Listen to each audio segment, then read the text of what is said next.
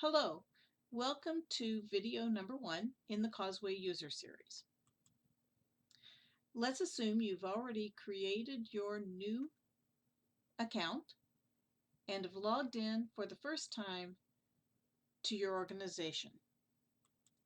The landing page will look somewhat similar to what you see on the screen now, with a few small exceptions such as a difference in logo and some specific information on the center pane of the landing page. Many of the menu options will, however, remain exactly the same. For example, now that you're logged in, you may want to edit your profile. To do that, go to the top of the page to the My Profile button. When you click on that, you'll see some information pops up that is based on what you entered when you first created your account.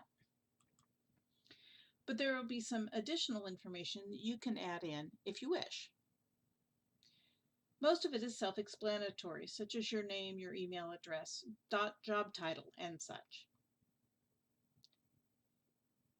We'll skip down a little bit from all the usual information and talk about email delivery. The selection you make here is the default and will be applied to all work groups that you join.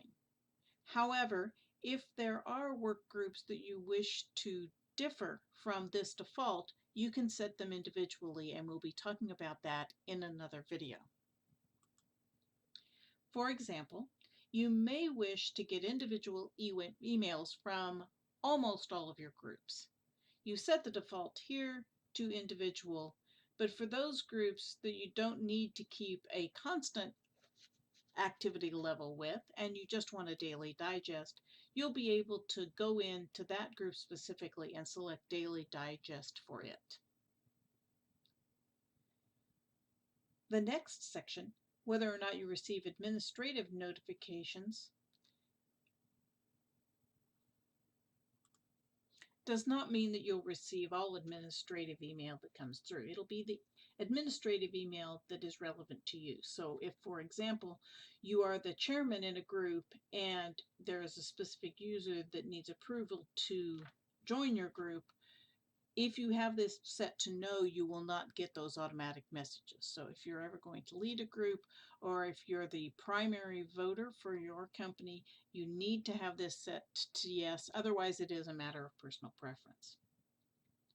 Underneath that, you'll see also the usual information about time and date, what time zone you're in. This affects how your calendar displays, and your preference for time and date format.